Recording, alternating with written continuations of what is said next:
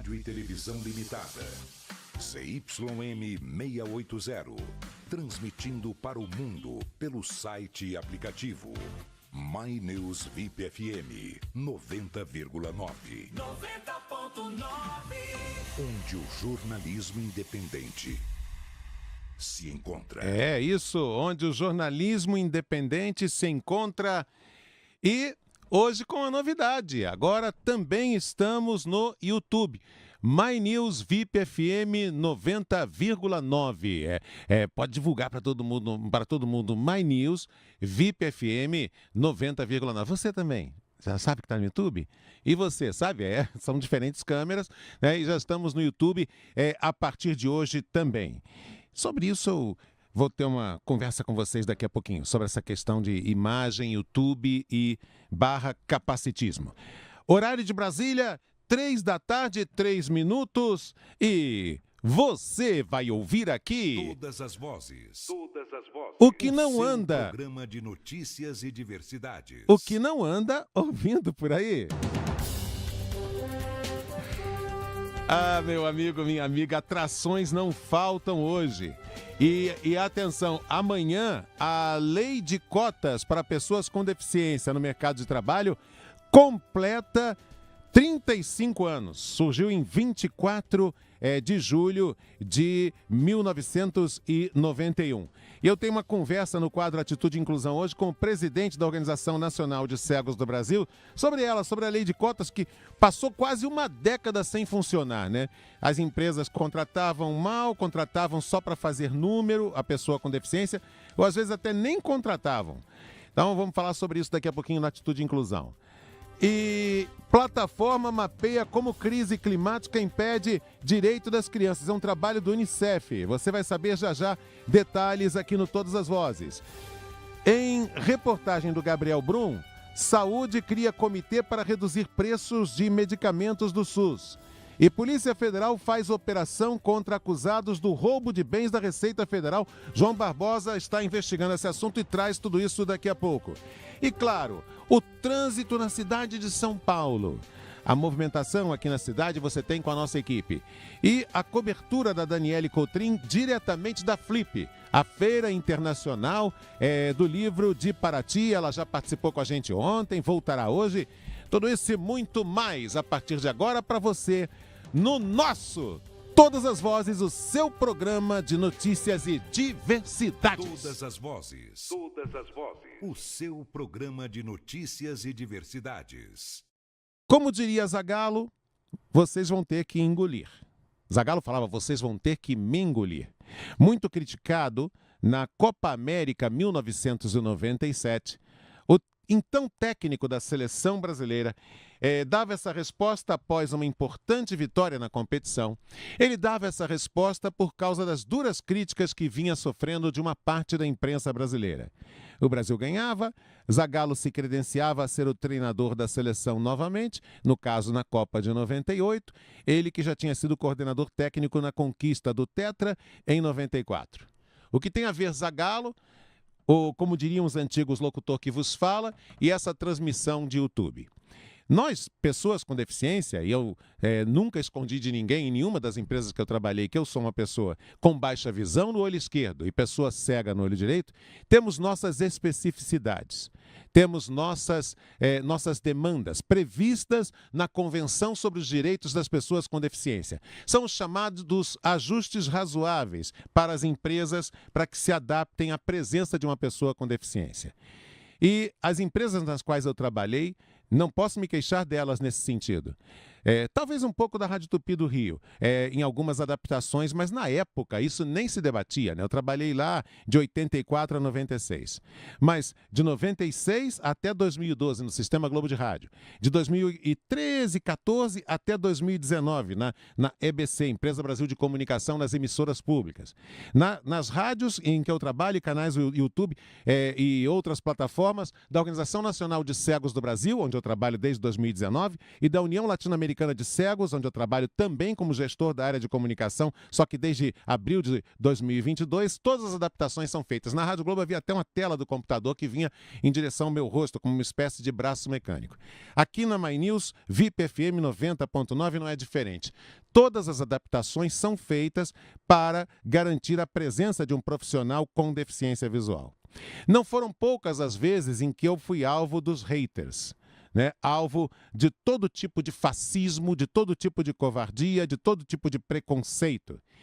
E na Empresa Brasil de Comunicação, eu já trabalhei em televisão, né? Na Empresa Brasil de Comunicação e agora na UNCB também, fazendo o canal YouTube da Organização Nacional de Cegos do Brasil. Mas voltando à Empresa Brasil de Comunicação, nos meus tempos de EBC, além de apresentar um programa na Rádio MEC, um programa de educativo e de variedades, que se chamava Todas as Vozes, eu trouxe o nome para cá. E além de ser também âncora, apresentador da Rádio Nacional nas jornadas esportivas, nas transmissões de esportes, em algumas delas, e nas Copas do Mundo principalmente, além de tudo isso, eu comentava nas segundas e quintas as rodadas, na segunda rodada do fim de semana e na quinta a rodada do meio de semana do futebol. Na TV Brasil, no Jornal do Meio-Dia. Aliás, a maioria das vezes a apresentadora foi a querida Luciana Barreto, que depois vocês viram na CNN, agora me parece que está de volta à EBC. E não foram poucos os haters. Ele tem um olho maior do que o outro. Ele tem que encostar o papel ou a tela do computador ou do celular no rosto para enxergar. Isso não serve. Aliás, diga-se de passagem, haters externos e internos. Haters entre os telespectadores e haters, que é gente com discurso de ódio, de preconceito, também internamente. Ainda bem que esses eram minoria. A maioria dos colegas sempre foi de uma extrema gentileza e postura inclusiva, como eu digo aqui, atitude que inclui comigo. Pois é. E a partir de hoje eu estou na telinha aqui também na My News VIP FM. Além do rádio, você pode acompanhar no canal YouTube My News VIP FM 90,9, canal YouTube, acessando a transmissão ao vivo do Todas as Vozes. Vai ter sim, muitas vezes, não todas, papel encostado no rosto. Vai ter sim um sujeito trocando de óculos. Põe o óculos de leitura, volta para o óculos normal, volta para o normal, vai para o de leitura. Vai ter sim rostinho colado na tela do celular. Vai ter tudo isso. Por quê? Porque o mundo mudou. E aquele mundo, quando eu cheguei na minha primeira emissora comercial, em 1984, em que alguns colegas diziam que eu não podia ser repórter esportivo porque eu não enxergava bem, ainda bem que meus chefes não levaram em conta o que esses maus colegas diziam, aquele sujeito, hoje com quase 65 anos, está totalmente prestigiado e apoiado pelos colegas aqui do outro lado do vidro, o Wagner Campos, nosso sonoplasta, o Henrico Bezerra, produtora, a Bianca Webster, também produtora, pela direção do canal My News, Mara Luque e todo mundo, o Evandro, o Éboli, o César Fernandes da Operação Técnica e pela direção da VIP FM, o Paulo Borges e o João Elias. Vai ter sim. Tudo isso. E como diria o Zagallo, vocês vão ter que me engolir.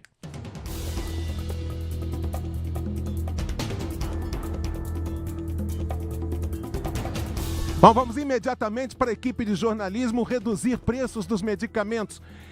Vamos saber os detalhes. Que a área de saúde cria um comitê para reduzir preços de medicamentos. Vamos saber os detalhes. Repórter Gabriel Brum, você. O Comitê de Negociação espera conseguir descontos de pelo menos 50% na compra de medicamentos para o SUS, Sistema Único de Saúde. A estrutura foi instituída nesta quinta-feira pelo Ministério da Saúde. O objetivo é adquirir remédios em grande quantidade por um preço menor e, com mais espaço no orçamento, incorporar novos remédios, como os de alto custo para tratamento de câncer ou doenças autoimunes. O comitê pode ser acionado também para negociar se um produto já utilizado no SUS tiver um aumento de preço elevado. A Conitec, Comissão Nacional de Incorporação de Tecnologias no Sistema Único de Saúde, é a responsável por acionar o Comitê de Negociação de Preços e é quem avalia a incorporação ou não de novos medicamentos na rede pública. Esse modelo já existe em mais de 40 países, como Canadá, Inglaterra, Austrália e França. A ideia do Comitê de Negociação não era nova no Ministério da Saúde, mas só agora foi adotada de forma permanente. Com informações da Agência Brasil, da Rádio Nacional em Brasília, Gabriel Brum. Muito obrigado, Gabriel Brum. É o giro dos Gabriéis. É o giro dos Gabriéis, porque a gente ouviu o Gabriel Brum e agora vamos com o Gabriel Correia com a seguinte informação. A análise da pensão para órfãos do feminicídio entra na reta final. Aliás, daqui a pouco tenho números para vocês. Existem números de queda de casos de feminicídio no geral, mas existe subida de casos de morte em tentativas de feminicídio. Então, ainda é um tema bem preocupante. Mas vamos saber, então, sobre a pensão para órfãos do feminicídio. Gabriel Correia. A análise dos pedidos de pensão especial para filhos e dependentes de mulheres vítimas de feminicídio deve ser concluída até a próxima semana. A solicitação do benefício está disponível desde o final de 2025. De acordo com dados do Monitoramento Nacional de Violência contra a Mulher, o Brasil registrou 741 casos de feminicídio entre janeiro e junho deste ano. Além dessas tragédias, uma grande quantidade de filhos de mulheres assassinadas ficou sem o apoio na criação. A lei que garante a pensão especial para esses dependentes que ficaram sem o amparo da responsável é de 2023, mas só passou a valer no final do ano passado. Quem tem esse direito? Além dos filhos biológicos, são enteados ou sob guarda de tutela, desde que comprovem que dependiam financeiramente da vítima. Também os acolhidos sob cuidados do Estado, menores de 18 anos e com renda de até 1/4 do salário mínimo por pessoa na família. Dependentes de mulheres trans também têm direito, desde que o crime seja registrado como feminicídio. O valor do benefício é de um salário mínimo. Os pagamentos serão feitos de forma retroativa, ou seja, o beneficiário vai receber os valores devidos desde o dia em que foi feita a solicitação. O representante do menor pode solicitar o benefício pelo aplicativo ou pelo site Meu INSS, além do telefone 135. É preciso levar documentos pessoais do dependente, como RG e CPF, o registro atualizado no CAD único e um documento que comprove o feminicídio, como um boletim de ocorrência, inquérito policial ou decisão da Justiça. Da Rádio Nacional em São Luís, Gabriel Correia.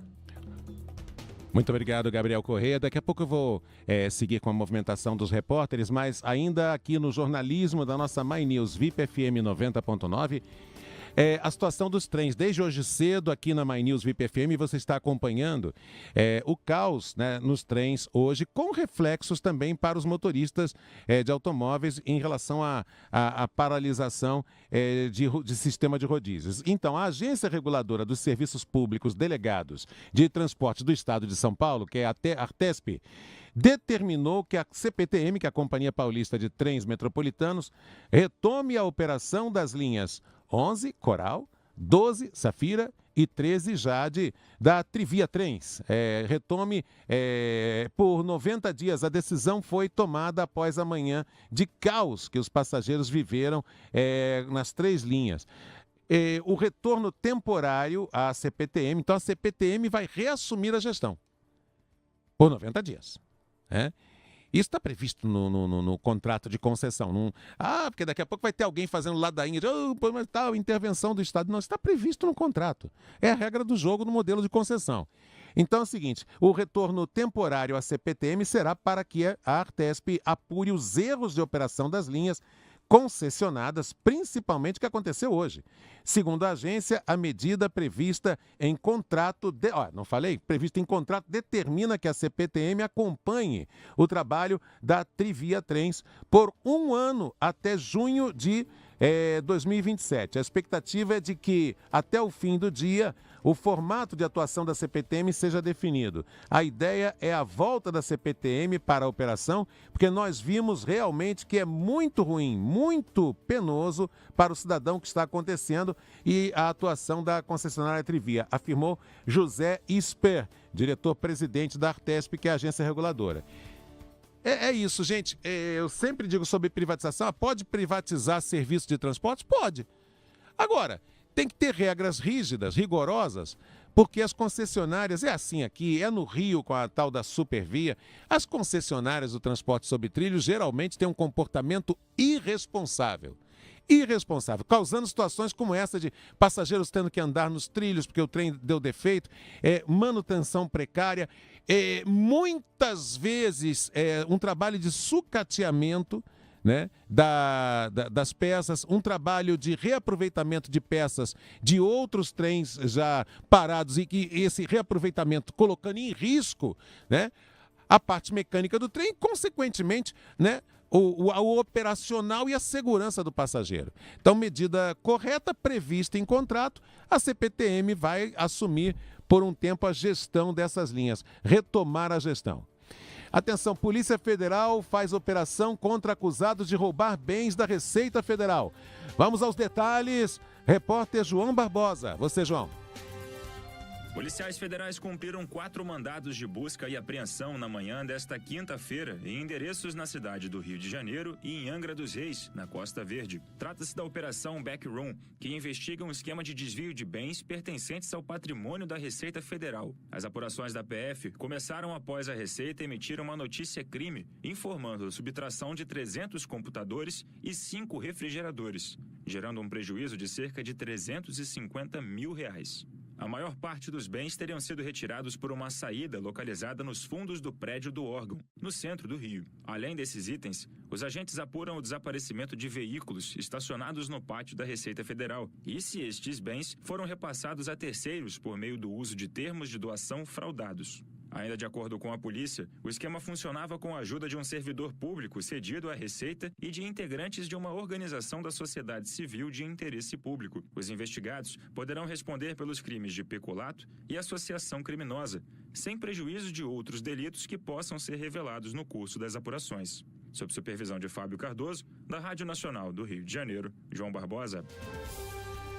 Você pode e deve, obrigado João, você pode e deve mandar mensagens aqui para o Todas as Vozes, aqui para My News VIP FM 90.9. Está se acostumando com a gente na frequência? Essa é a ideia, essa é a proposta. Agora os famosos 90.9 FM, agora estão com a My News VIP FM, uma aliança do portal My News, dirigido pela jornalista Mara Luque, com direção de jornalismo do Evandro Éboli, e o grupo VIP FM, sob direção de Paulo Borges e João Elias. Agora, essa aliança, esse casamento, está resultando nesse jornalismo independente, esse jornalismo diferente que estamos fazendo aqui, como eu costumo dizer, para chacoalhar as cabecinhas dos que estão conformados e para agitar, para tornar cada vez mais animadas as cidadanias, o exercício da cidadania das pessoas. Eu digo injetar ânimo na cidadania das pessoas. E daqui a pouco também vamos falar sobre índices de violência no geral. Falei sobre feminicídio, mas tem também dados sobre índices no geral para você aqui na My News VIP FM. Clara, que acompanha a gente no Alto da Moca, o programa está ótimo, parabéns, siga em frente, Marcos, é isso, diga não aos preconceituosos. É por causa do editorial que eu fiz, é por causa do editorial que eu fiz aqui na abertura, velho. É por isso que ela tá falando. Tá certo, Clara. Muito obrigado. Transmita aí um grande abraço para toda a turma do Alto da Moca acompanhando a gente. Muito obrigado por esse prestígio, por essa audiência, que em tão pouco tempo, né? Nós estreamos dia 1º de julho, em tão pouco tempo, já está mexendo com corações e mentes. Os motoristas de aplicativo, né?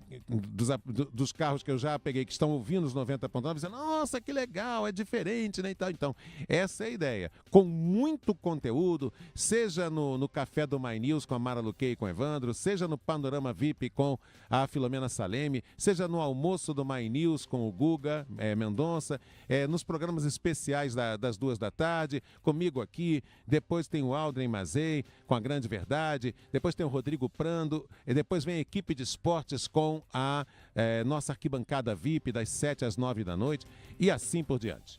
Bom, 3h20 é um ótimo horário para chamarmos, sabe quem? Marcelo Abud. Gente, o Marcelo Abud fala da memória do rádio do Brasil e hoje ele vai mexer com o coração de muita gente, né? Que nostalgia, já ia dizer que é nostalgia, que não está trabalhando em organização que fala espanhol quase todo dia também, a gente acaba misturando as bolas. Que nostalgia, que saudade, né? Você sabe que a saudade da língua portuguesa não tem substituto em idioma nenhum, né? Você dizer que tenho nostalgia de alguém ou estranho a alguém, não tem a mesma força da saudade, que a saudade é uma nostalgia doída, né? Doída, forte. Bom, saudade de Fiore Giliotti.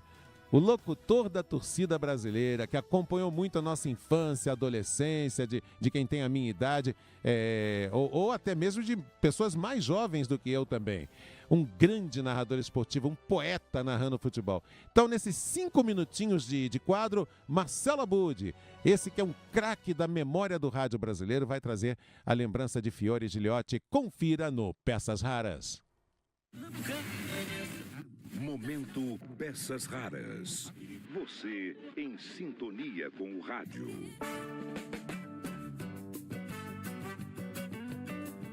Olá, tudo bem? No programa Peças Raras do último sábado, dia 18 de julho, eu entrevistei o Marcos Sperli Garcia, criador da página Craques do Microfone Esportivo no Facebook. E ele escalou a seleção brasileira de craques do microfone. Se você não ouviu, o episódio está muito legal e dá para conferir o replay no podcast Peças Raras, em todas as plataformas ou em youtube.com/Pecas Raras. Um dos selecionados de Marcos Sperli Garcia é Fiore Giliotti.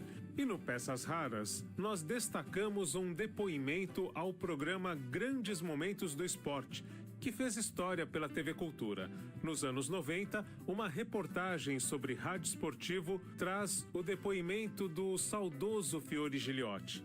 E aqui você acompanha novamente este grande momento em que Fiore relembra como criava os bordões e também como teria sido a narração dele para a despedida de Pelé dos gramados. Radiografia. Por dentro do rádio.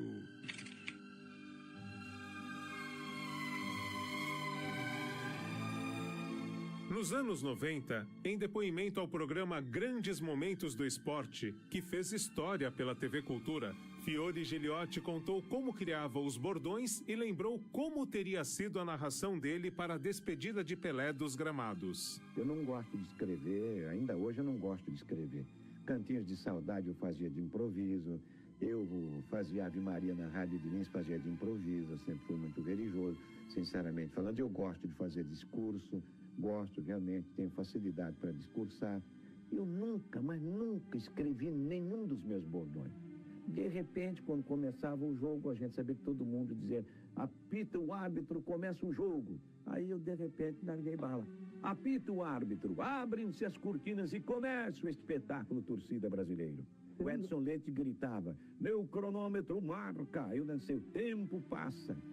Quando o goleiro pegava a bola, todo mundo: abraça, abraça, pega firme. Aí eu já comecei: segura com firmeza. No levantamento de bola, todo mundo: levanta para a grande área, vai subindo cabeça, eu não. Balão subindo, balão descendo, cabeça na bola e sossega a defesa deste ou daquele time, entendeu? Eu sempre procurei diferenciar.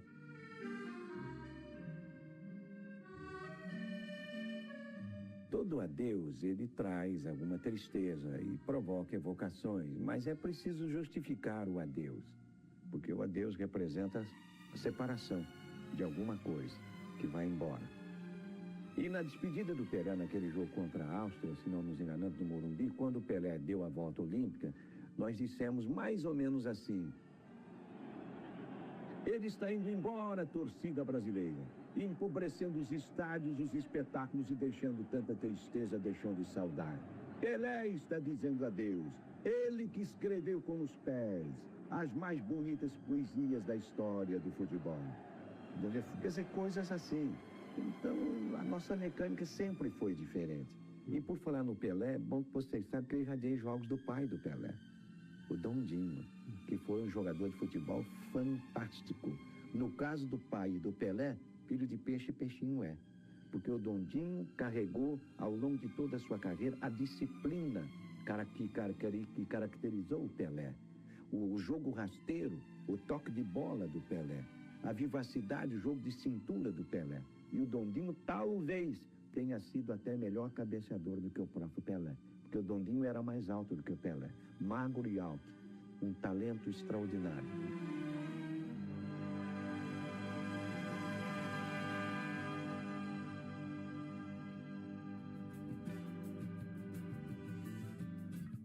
Então, fica o convite. Se você ainda não ouviu, o episódio 423 do podcast Peças Raras traz esta edição do nosso programa com a seleção brasileira dos craques do microfone.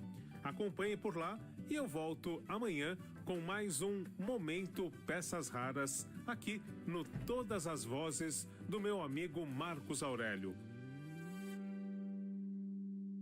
Muito obrigado, Marcelo Abud, sabe tudo e traz pra gente aqui, sabe tudo de memória do Rádio do Brasil. Então fica o convite, gente, diariamente aqui na My News VIP FM 90,9, você tem por volta das 3h20 da tarde o encontro com Marcelo Abud, aí um flashzinho assim, nesse quadro, versão mais reduzida de memória do rádio no Brasil, essa versão com aproximadamente 6 minutos, hoje foi até um pouquinho, né, um pouquinho menos, mas você tem o programa inteiro, né, do Marcelo Abud, Peças Raras, nos sábados, das 8 às 9 da manhã, e reprise nos domingos, de 7 às 8 da manhã, aqui na My News VIP FM 90.9.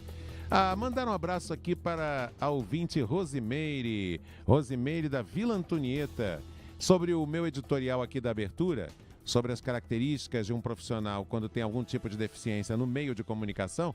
Ela disse: querido, vai ser tudo isso que você falou, sim. Tudo isso que ela quer dizer rosto encostado para ler o texto, tudo isso, vai ser tudo isso. Mas o mais importante é ter você no rádio. Muito obrigado, Rosimeire. Muito obrigado pela gentileza, tá bom? Daqui a pouco eu registro também a participação de Francesco, de Itanhaém. Tá bom, Francesco? Já eu registro. Itanhaém.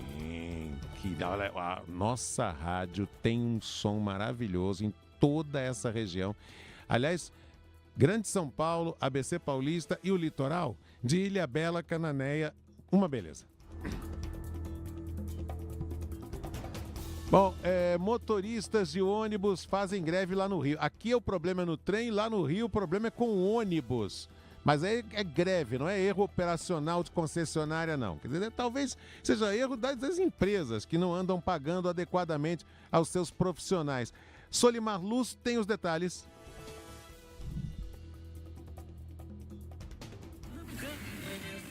Momento.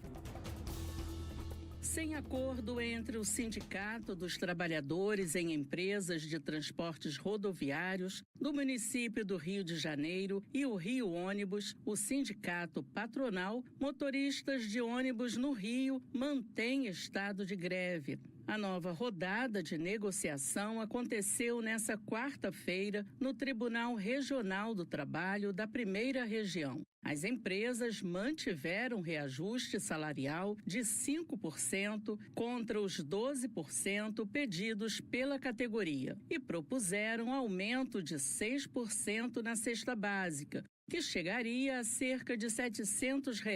Os representantes da categoria afirmaram que, com os descontos, a cesta chegaria a cerca de R$ 600, valor que não mudaria a vida dos trabalhadores. Nesta quinta-feira, a categoria se reunirá em assembleia a partir das 16h na sede da entidade para discutir os termos da negociação dessa quarta e os próximos rumos da mobilização. O sindicato já adiantou que recorrerá à justiça. As partes têm 10 dias para apresentar recurso junto ao Tribunal Regional do Trabalho. Os rodoviários do município do Rio de Janeiro iniciaram greve no dia 29 de junho e no dia 2 deste mês suspenderam o movimento a pedido do TRT do Rio. Desde então, eles mantêm estado de greve. Da Rádio Nacional, no Rio de Janeiro, Solimar Luz.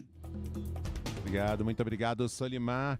Daqui a pouquinho tem a nossa cobertura, né? Vamos com a cobertura ao vivo da Flip, da Feira Internacional do Livro de Paraty, com a repórter Daniele Coutrin. Ela ontem já participou com a gente, hoje vai participar novamente, Daniele Coutrin, diretamente da Feira Internacional do Livro de Paraty, da Flip, que começou ontem e vai até domingo, né? Termina no dia 26 domingo. Daqui a pouco também, aqui no Todas as Vozes, você vai acompanhar a entrevista com Beto Pereira, presidente da Organização Nacional de Cegos do Brasil, a entrevista sobre o aniversário da Lei de Cotas. A Lei de Cotas para pessoas com deficiência no mercado de trabalho completa amanhã, dia 24 de julho, 35 anos. Então, daqui a pouquinho o Beto Pereira participa com a gente para falar sobre esse assunto.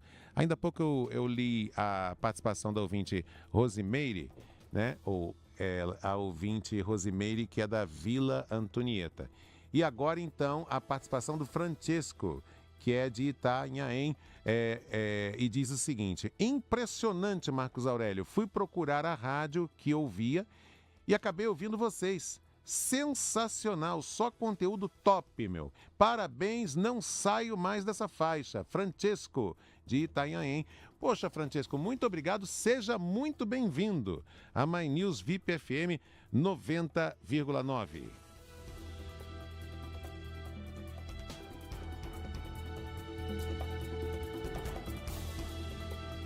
Olha, contrariado por um post de Kassab, Tarcísio não deve ir à convenção de Caiado. Essa ruptura entre Kassab e o governador Tarcísio vem se esticando desde a metade do ano passado. Já tem mais ou menos um ano, metade do ano passado. O governador de São Paulo, Tarcísio de Freitas, do Republicanos, desistiu de participar da convenção do PSD, que oficializará a candidatura de Ronaldo Caiado à presidência da República, marcada para domingo, dia 26, próximo domingo, aqui em São Paulo. Tarcísio iria ao evento para prestigiar o Gilberto Kassab, ainda que ele apoie Flávio e não Caiado, mas ia prestigiar o Kassab, presidente nacional do PSD. Ele foi secretário de Relações Institucionais no governo de São Paulo. Kassab, vocês lembram bem, era uma pessoa da total confiança do Tarcísio. E será candidato, Kassab será candidato a vice na chapa de Caiado. O governador, no entanto, recuou e decidiu enviar um representante à convenção do PSD. Não vou, estou mandando representante. E é o seguinte, a avaliação do entorno de Tarcísio é que a presença dele poderia gerar um ruído político, já que o governador apoia a candidatura de Flávio Bolsonaro do PL. Até virar para cá para ficar mais adequado à câmera. Então, sua participação na convenção do adversário do senador poderia ser interpretada como um sinal de ambiguidade ou de falta de comprometimento com a campanha de Flávio. Então, é isso que o Tarcísio não quer passar, essa ideia de que seria falta de comprometimento com a campanha do candidato Flávio Bolsonaro do PL. A desistência ocorreu após Kassab divulgar uma foto de Tarcísio ao lado de Caiado. A imagem postada nas redes sociais na semana passada foi usada pelo ex-secretário para anunciar a convenção do PSD. E aí o pessoal do portal UOL apurou que a publicação criou um desconforto. Desagradou o governador e, para aliados, o post pode gerar uma interpretação equivocada de que Tarcísio estaria apoiando Caiado e não Flávio. Aí é que está o X da questão. Muito bem, dito isso, volto com a equipe de jornalismo. Chuvas provocam alagamentos e colocam Rio Grande do Sul em alerta.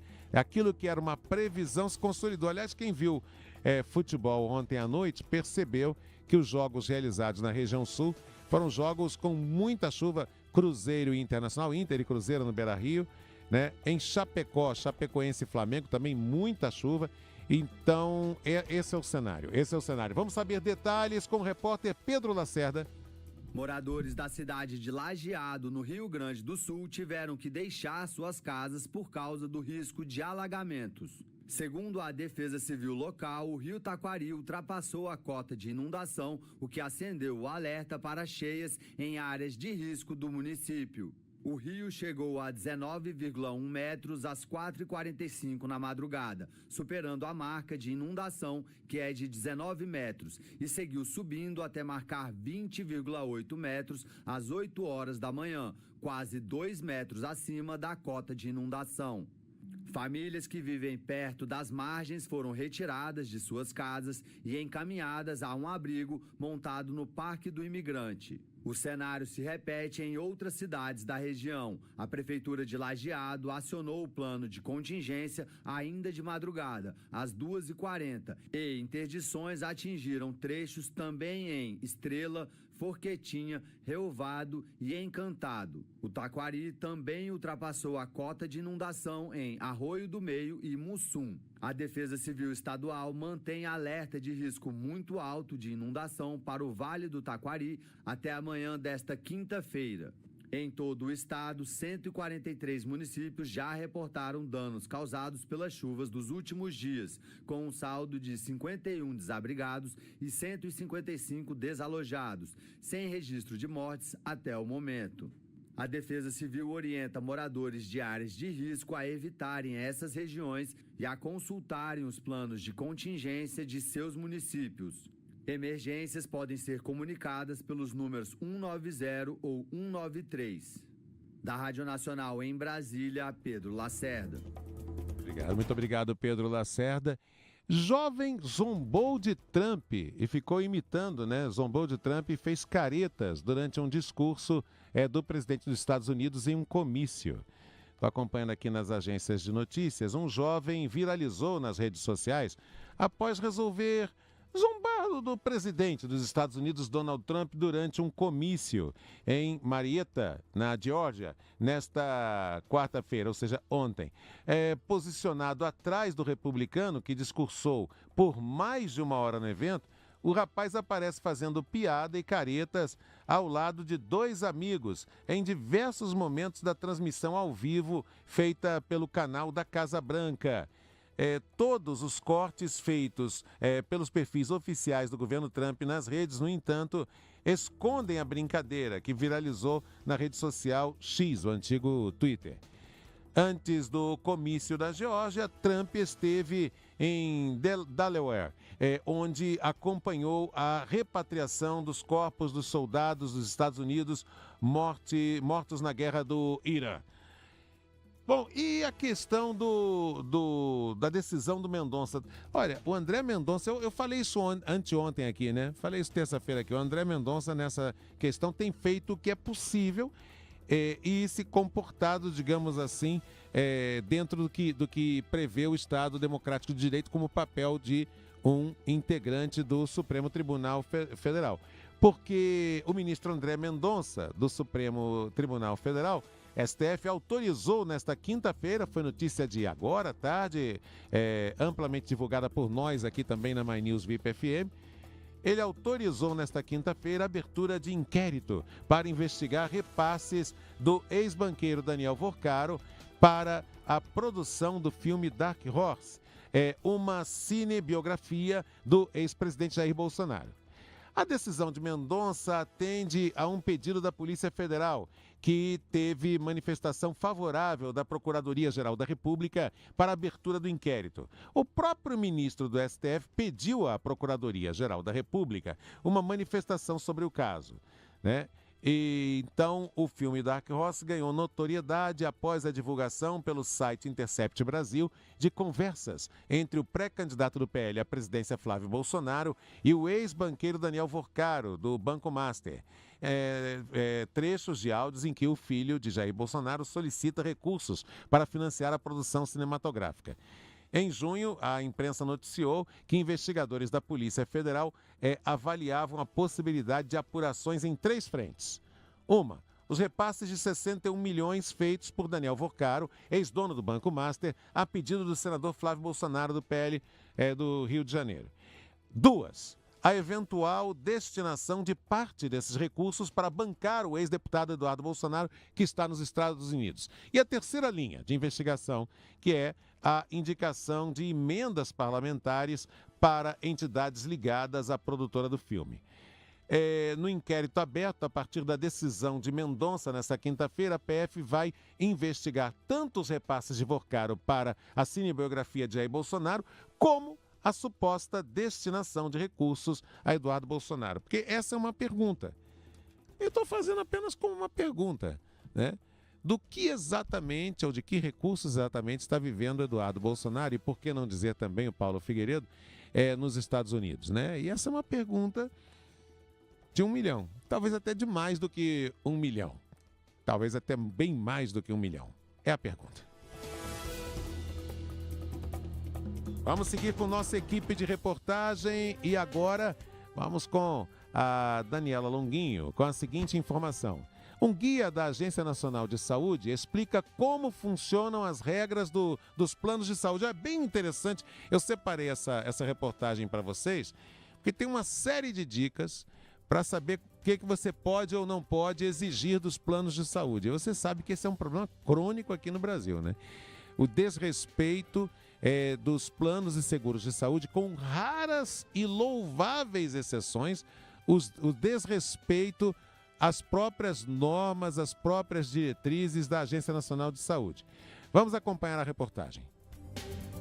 A ANS, Agência Nacional de Saúde Suplementar, lançou um guia prático para explicar como funcionam as regras quando o beneficiário já possui algum diagnóstico antes de aderir ao plano. Um dos pontos que geram mais dúvidas é a chamada CPT, Cobertura Parcial Temporária. Trata-se de um prazo de até 24 meses, contados a partir da data de adesão ao plano, durante o qual a cobertura fica limitada para determinados procedimentos de alto custo, relacionados somente às doenças e lesões pré-existentes, declaradas pelo consumidor. Assim, quando for contratar um plano de saúde, o beneficiário deve preencher a chamada declaração de saúde, informando todas as doenças e lesões que sabe que possui. Se preferir, é possível solicitar uma entrevista qualificada para receber orientações no preenchimento da declaração. Segundo Bruno Ipiranga, gerente de manutenção e operação de produto da ANS, existe uma alternativa ao cumprimento do prazo de carência de 24 meses, que pode ser negociado com a operadora. O chamado agravo é um acréscimo temporário de um valor na mensalidade do plano. A cobertura parcial temporária vale apenas para as doenças e lesões que foram informadas pelo consumidor na declaração de saúde. Alternativamente, a operadora pode oferecer um agravo, que é um valor adicional à mensalidade durante 24 meses. A ANS esclarece que a operadora poderá suspeitar da existência de uma doença ou lesão pré-existente caso o beneficiário solicite exames ou procedimentos relacionados ao quadro de saúde nos primeiros 24 meses de vigência do plano. Nesses casos, a operadora deverá enviar um comunicado oferecendo a cobertura parcial temporária. Se o beneficiário recusar, a operadora poderá solicitar a abertura de procedimento administrativo na agência. Até o encerramento desse processo, não é permitido negar cobertura assistencial, nem suspender ou rescindir unilateralmente o contrato. Há ainda situações em que a declaração de saúde não deve ser preenchida e, portanto, não cabe imputação de cobertura parcial temporária, como explica Bruno Ipiranga. Nos casos do recém-nascido, que é incluído no plano dentro dos 30 dias, contratos coletivos empresariais que tenham mais de 30 vidas no contrato, quando a pessoa, consumidor, faz a portabilidade de carências, muda de plano sem carência. A cartilha Cobertura Parcial Temporária para Doenças e Lesões Pré-Existentes está disponível na página da ANS no campo Espaço do Consumidor. Da Rádio Nacional em Brasília, Daniela Longuinho. Muito obrigado, Daniela Longuinho. Muito obrigado pela participação. Daqui a pouquinho você volta nessa parceria que temos com a Agência Brasil e com a Rádio Senado.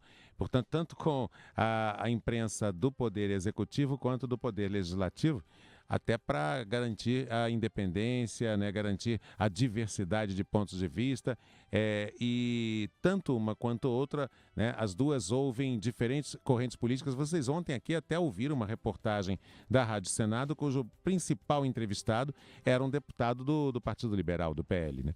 Mas falando em PL, então, ainda há pouco eu li para vocês aqui a notícia mais recente sobre essa questão da decisão do André Mendonça, né, e da investigação autorizada em relação aos repasses que Flávio Bolsonaro teria pedido ao ex-banqueiro Daniel Vorcaro. Pois bem, agora vamos ouvir o outro lado. O outro lado é o seguinte, qual foi a reação na campanha de Flávio? Vamos com o outro lado. O coordenador de campanha de Flávio diz que é ótima a abertura dessa investigação. É ótima. Isso não é um problema. É a abertura da investigação sobre o filme Dark Horse. Eu estou lendo essa notícia para vocês, dando aqui o crédito à fonte, no portal da Folha de São Paulo. O coordenador da campanha de Flávio Bolsonaro, PL, Rogério Marinho, que é do PL do Rio Grande do Norte, disse ser ótima a abertura de investigação sobre os repasses ao filme Dark Horse, que conta a vida do ex-presidente Jair Bolsonaro. A coluna Painel da Folha, o Marinho disse que, isso é bom, ótimo. Vai ficar ainda mais claro que não houve ilícito. Depois de ouvir a Procuradoria-Geral da República, o ministro do STF, Supremo Tribunal Federal, André Mendonça, conforme a My News VIP FM vem anunciando desde cedo, o André Mendonça disse o seguinte, tomou a seguinte decisão, de que a PF está autorizada a investigar o destino do dinheiro, o dinheiro do ex-dono do Banco Master, Daniel Avocaro. Quando o caso veio à tona, com a divulgação dos áudios de Flávio Avocaro, Marinho reconheceu que o tema abalou a candidatura bolsonarista. Na época ele disse, não, realmente afetou a campanha bolsonarista com efeito direto nas pesquisas de intenção de voto.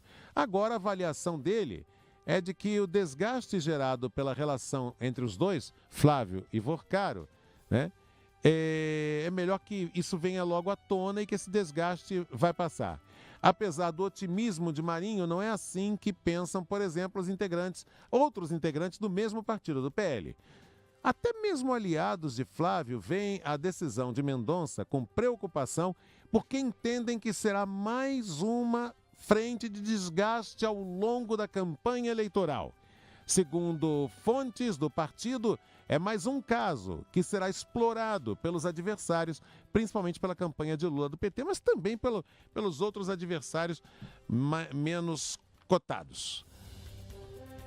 Por adversários menos cotados, claro que estou falando aqui de Caiado, de Zema, de Renan, os que têm pontuações ou percentuais nas pesquisas ainda muito insignificantes se comparados aos percentuais dos dois candidatos que estão na briga até o momento pela presidência da República.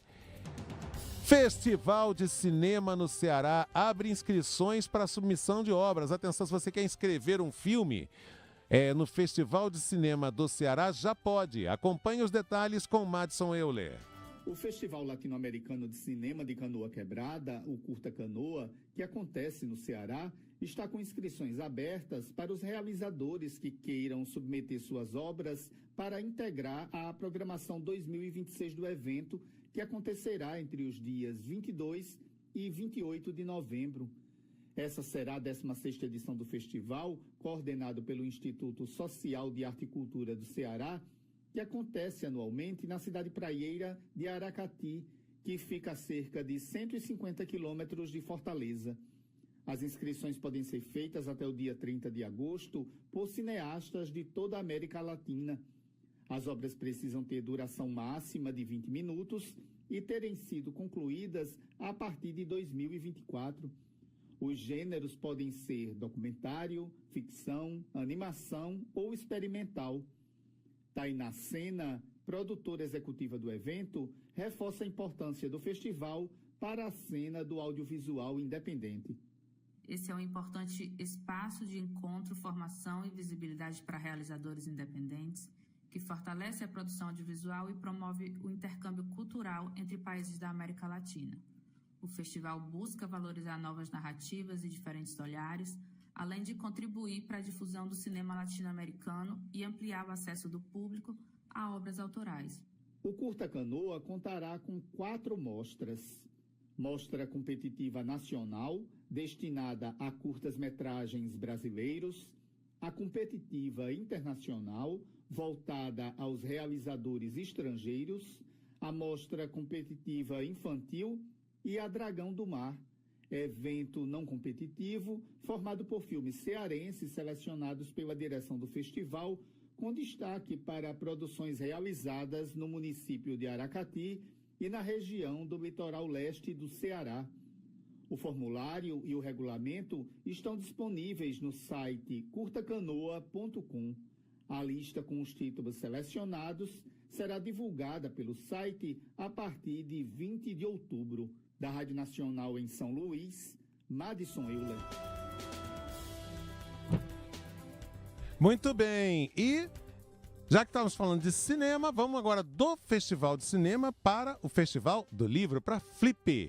É a nossa reportagem ao vivo, diariamente, na cobertura da Feira Internacional do Livro de Paraty. A Daniele Coutrin sempre escolhe ótimas paisagens, né, gente? Ela está num lugar lindo, descrevendo para pessoas cegas e com baixa visão, ou para você que está me ouvindo pelo rádio e não pelo YouTube. Agora estamos transmitindo também todas as vozes pelo YouTube. Ela está com essas casas típicas de Paraty ao fundo, com parede branca, e um céu que não está tão azul como o de ontem, tá? Tem algumas nuvens. Daniele, seja bem-vinda ao Todas as Vozes. Boa tarde. Olá, boa tarde. Tá me escutando bem? Muito bem, Daniele. Conte pra gente, esta quinta-feira já foi bem mais movimentada, ontem muita gente ainda chegando. O que você pode trazer como principal destaque aí de Paraty nesta quinta-feira? Bom, você tem razão, o céu não está tão azul quanto ontem, está um pouquinho abafado hoje, está com um pouquinho assim de nebulosidade, uma nuvem querendo chegar numa chuvinha, mas o tempo ainda está bom, está quente e as ruas continuam lotadas. Acho que a maioria das pessoas que estava para chegar já chegou. E hoje o destaque principal já aconteceu pela manhã, acho que já dá para dar uma relevância muito importante, porque hoje de manhã nós tivemos uma palestra no auditório principal com o José Tolentino Mendonça. Ele é um cardeal, né? Ele é um padre, e ele atualmente é o escritor mais traduzido de Portugal. E além de ser um cardeal, ele é responsável por toda a parte educacional e cultural do Vaticano, incluindo a extraordinária Biblioteca do Vaticano. Então, a palestra dele, além de ter sido pontuada de poesia, também teve assim um viés, um toque mais espiritual, mais transcendental. Eu, particularmente, fiquei bastante emocionada na palestra dele. E sempre com uma pegada mais, ainda que do Vaticano, ele tem uma pegada mais ecumênica. Uma característica dele é que não é uma pessoa que fala assim, mas o cara é cardeal, trabalha no Vaticano e tal, mas a pegada dele é mais de reflexão. Ele tem uma pegada de reflexão ecumênica, de colocar as questões da sociedade, do amor, do afeto, né? Ele fala muito sobre o afeto. O afeto acima digamos assim, do fanatismo religioso, né? Não é isso, Dani? Sem dúvida. E eu acho que ele trouxe um aspecto muito bonito, porque ele contou um pouquinho da história de vida dele. Ele nasceu na Ilha da Madeira e é filho de pescadores. E ele contou que a pessoa que trouxe o primeiro letramento para ele, o primeiro interesse nas letras e na poesia, foi a avó, que era uma pessoa analfabeta. E ele falou, olha, apesar da minha avó ter sido uma pessoa analfabeta, ela em si era uma biblioteca de alta relevância, porque ela tinha na oralidade vários aspectos que trouxeram esse amor pelas letras. Então ele falou, olha, na Biblioteca do Vaticano, a gente olha e vê tantas coisas escritas, mas é importante relembrar que as primeiras histórias foram transmitidas de geração para geração através da oralidade. Olha, eu particularmente fiquei bem emocionada porque foi muito, muito tocante, muito delicada essa observação. E faz todo sentido, Daniele, até porque essa é uma tradição oral muito latina, né? É uma tradição italiana, espanhola, portuguesa e latino-americana. Até existiu por muitos anos no Peru um programa de rádio cujo nome era Mi Paisano Me Contou. Meu compatriota me contou que a ideia do programa de rádio era propor as reflexões sobre o que acontece na vida, na sociedade, através de modelo de contar histórias como as histórias da vovó, do vovô. Então, é muito comum nos nossos países vizinhos, ainda em algumas comunidades, as pessoas sentarem à noite em torno de uma fogueira e eleger um parente que vai contar a história. Então, o aprendizado é muito da oralidade, mais até do que da escrita, não é isso? Sim, sim. E o companheiro de mesa dele, que era o professor doutor Edmilson Almeida Pereira, trazia esse aspecto pela parte das comunidades afrodescendentes e afrodispóricas. Então ele pontuou muito bem também que isso é um aspecto super importante da cultura africana, que é justamente a contação de histórias, são os griots do Mali, né? E ele fez então essa junção dentro da palestra que entrou muito em sintonia, ficou muito interessante. Era muito, digamos assim, concorrida essa palestra, o auditório estava Totalmente. cheio. Quantas pessoas, qual a capacidade do auditório, quantas pessoas para poder assistir essa palestra de uma figura que é tão estratégica, inclusive no Vaticano? Olha, eu vou te contar que assim, o auditório central ele já está totalmente tomado. Então, assim, já desde dos primeiros dias de abertura já foi muito difícil comprar novos ingressos, porque já esgotou rapidamente. Mas nesses casos eles abrem os auditórios que são gratuitos. No auditório da Matriz eles têm aproximadamente 200 lugares, mas que chama Palco da Praça, na verdade. E, assim, em poucos minutos forma-se uma fila muito grande, inclusive a população reclamou bastante, porque parece que diminuiu esse ano.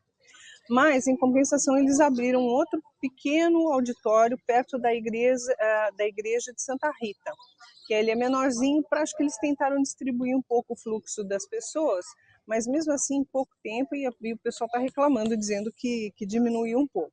Mas, enfim, o pessoal vai se acomodando ali nas beiradas, quem não consegue um assento fica de pé, e assim todo mundo tenta aproveitar. Daniele, algum outro destaque de hoje, ou outra palestra que você assistiu que vale a pena destacar aqui no programa Todas as Vozes? Sim, eu assisti uma palestra de 2 ucranianos, um que chama-se Andrei Kurkov e a Maria Reva. Ambos são ucranianos e contaram sobre a experiência de escrever em tempos de guerra. A Maria Reva estava escrevendo um romance que era com uma pegada um pouquinho mais de humor. Ele tratava sobre uma bióloga especializada em caracóis, e para financiar a pesquisa dela de biologia, ela forjava casamentos pela internet. Enfim, uma história um pouco cômica, anedótica, mas ela disse que foi surpreendida no meio da narrativa pela guerra. E aí ela teve que parar toda essa narrativa e incluiu aspectos autobiográficos. A mesma coisa foi o Andrei Kurkov, e ele relatou textualmente. Ele falou, como é que eu vou escrever ficção num período de guerra? Porque a ficção, além dela trazer essa fruição estética que é prazerosa, ele se sentia moralmente impedido de sentir prazer numa época em que a vida das pessoas estava em risco. Então, assim, foram 2 depoimentos bastante tocantes. E hoje, só para concluir, né, hoje teremos também um argelino que chama-se Kamel Daoud, que ele vai fazer uma releitura do livro do Camus, que é O Estrangeiro, porém ele vai fazer pelo ponto de vista do árabe, né? A história do estrangeiro, existe um assassinato de um árabe, e ele faz essa releitura aí pelo ponto de vista do colonizado, que é interessante também. E o dia termina com uma performance da atriz Denise Stoklos. Ela fala sobre o Dalton Trevisan. Você pode falar um pouco mais sobre como é que é essa performance? Olha, na verdade, tem um certo suspense, a gente não sabe exatamente o que vai acontecer, mas a Denise Stoklos, quem conhece o trabalho dela, sabe que ela é bem performática, né? Ela já tem todo aquele visual um pouco diferente, então acredito que ela vai trazer elementos aí de teatralidade, de música, de dança. Deve ser um pouquinho diferente do que o que nós tivemos ontem, né? Ontem também tivemos uma performance na abertura pela poeta Marília Garcia. Mas a Marília, ela é contida, ela é um pouco mais introspectiva, ela fez uma declamação com algumas projeções de imagem, mas sempre de um jeito assim muito elegante, muito contido, né? Bem diferente do que a gente espera hoje com a Denise. Bom, eu ontem te fiz uma pergunta, né? Para você que se ligou agora na rádio My News VIP FM 90.9 ou no canal YouTube. A partir de hoje também o Todas as Vozes está no canal YouTube. Canal YouTube My News VIP FM 90,9, tá? Para você achar no YouTube. Agora existe o canal My News, que existe há muitos anos, e agora existe também o canal My News VIP FM 90,9. Eu estou conversando com Daniele Coutrin, que é a nossa correspondente na Flip, diretamente da Flip, a Feira Internacional do Livro de Paraty. Daniele, ontem eu te fiz uma pergunta sobre a infraestrutura da cidade, que infelizmente, claro, é sempre muito complexo organizar um evento desse tamanho e a cidade às vezes não dá conta.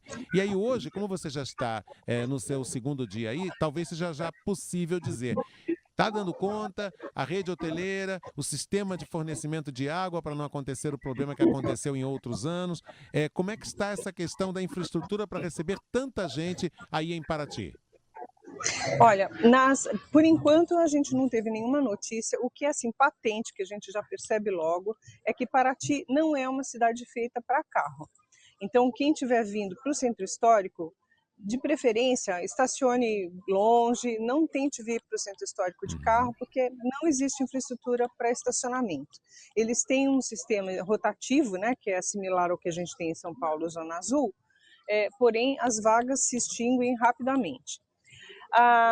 Todas as casas, as editoras, também, imagina esse fluxo de pessoas. Ontem eu comentei que são cerca de 30 mil pessoas, todo mundo querendo usar um toalete ali, isso também já começa a entrar um pouco em estresse, esse tipo de infraestrutura. E, paralelamente, a gente observa que existem algumas obras na cidade. Então, eu vi placas, por exemplo, da prefeitura, o prefeito chama-se Zezé Porto, em que eles estão fazendo obras emergenciais de elétrica. Então, eu acho que eles já tentaram se preparar, né? A cidade está muito bonita, eu comentei isso ontem, está tudo pintadinho, parece que as cores estão mais vibrantes do que nunca. Mas tem que imaginar que quando uma população de uma cidade histórica, né, praticamente dobra, sempre é um desafio, mas eles estão se preparando. Um outro aspecto também é que a Praça Central, ela teve um paisagismo novo, então está muito bonita. A igreja central também está sendo reformada e a praça está um primor. Daniele, não sei se você está com a tua câmera fixa numa posição, mas você está próxima da praça? Olha, eu saí um pouquinho porque o som da praça, ontem a gente teve aquela paisagem sonora, né, dos pataxós cantando, os apitos, e hoje, como o fluxo de pessoas já aumentou muito, eu peguei uma ruazinha assim, vicinal, um pouquinho mais tranquila, um pouquinho mais afastada da praça. Se você quiser, amanhã eu me aproximo um pouco mais, mas olha, o fluxo de pessoa está bem alto, então eu peguei uma rua levemente mais. Deixa eu tentar mostrar aqui, ó. Isso, aqui era exatamente o que eu ia te pedir. Agora que a gente está também no YouTube, enquanto você faz isso, eu vou fazer audiodescrição para pessoas cegas e com baixa visão e também para quem está acompanhando a gente pelo rádio e não pelo YouTube. A Daniele virou a câmera para o lado oposto, agora continua focando o rosto dela, mas no lado direito dela, ao fundo, há uma ruela de terra, uma rua com casas bem pintadinhas, como ela disse, bem branquinhas, pintadinhas de branco, com as janelas de um lado alaranjadas, os marcos das janelas alaranjados, e do outro lado azulados. Pessoas caminham, as mais próximas da Daniela agora é uma mulher vestida de camisa rosa e uma pequena saia preta e outra de roupa laranja. É assim que a gente faz, Daniela, na audiodescrição para pessoas cegas e com baixa visão, que também serve para o rádio. Ao fundo, algumas casas mais altas, uma casa provavelmente de 2 andares e um céu hoje nublado, diferentemente do céu azulzinho de ontem. E na barra... Você vê uma fila grande tem uma também? fila grande, sim. E na barra, Isso, embaixo, no rodapé aqui do canal YouTube... Daniele, só completar, no rodapé do canal YouTube, a nossa logomarca da My News VIP FM e uma tarja branca com o nome da Daniele, avisando que ela está entrando ao vivo. Desculpe ter te interrompido, era só para complementar todas as imagens que são necessárias audiodescrever para uma pessoa cega ou com baixa visão, ou mesmo para o ouvinte de rádio que não está pelo nosso canal YouTube. Perdão, pode prosseguir, Daniele. Desculpe que eu te interrompi. Só para contar que essa fila, esse tipo de movimentação é super comum na frente das editoras e das casas de cultura, porque de tempos em tempos eles têm palestras e apresentações, então as pessoas já vão se colocando em fila para poder aproveitar os lugares. Ali, especificamente, é da Casa de Cultura de Paraty. Então, mas é bem comum, em todas as ruas, certamente tem pelo menos uma das casas parceiras e sempre com essa movimentação na frente. Daniele, aliás, tem que descrever você também, que é assim que é a norma. Se eu fizer, como eu sou baixa visão, Daniele, se eu te descrever você de forma errada, me corrige e aperfeiçoe. Daniele é uma mulher branca, de cabelo. Olha, agora acabamos de ouvir alguém aplaudindo, pessoas aplaudindo alguma coisa. Daniele é uma pessoa, é uma mulher branca, de cabelos longos e loiros, até pouco depois da altura dos ombros. Ela está vestindo um casaco cor de café com leite clarinho e uma camisa branca com um crachá do evento. Falei certo ou precisa de alguma outra coisa mais? Perfeitamente, perfeito. Daniele, é uma honra falar com você ao vivo. Amanhã tem mais aqui nesse mesmo horário no programa Todas as Vozes. Parabéns aí pela cobertura da Feira Internacional do Livro de Paraty, tá bom? Eu que agradeço. Um abraço, até amanhã.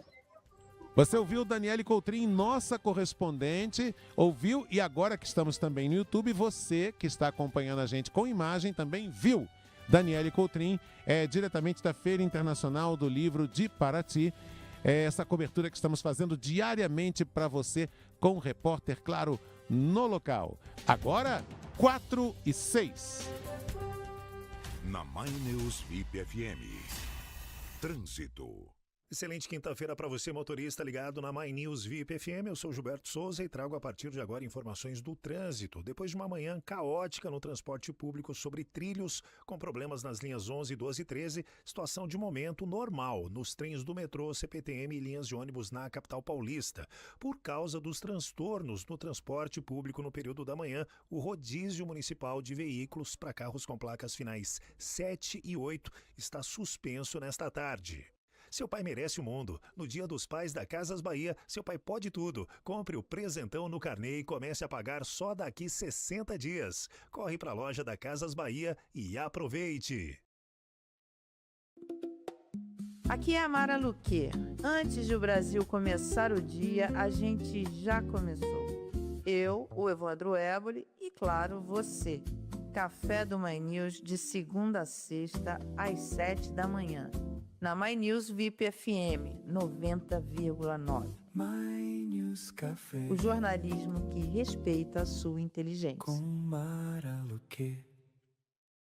My News VIP FM 90,9. Nesta quinta, o Timão vem pra campo. A partir das 7 da noite tem Corinthians e Remo pelo Campeonato Brasileiro. Tudo ao vivo aqui na My News VIP FM 90,9. My News VIP FM 90,9. Chegou a hora, é alegria e paixão. Quando a bola rola, tem suor e emoção do pontapé inicial até o apito final. Com a nossa equipe em campo, futebol não tem igual. Arena VIP, é gol, é pique, é VIP. Com você em cada jogo.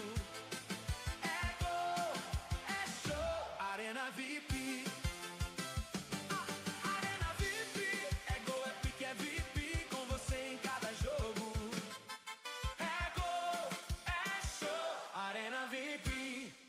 VIP FM. O melhor entretenimento. 90,9.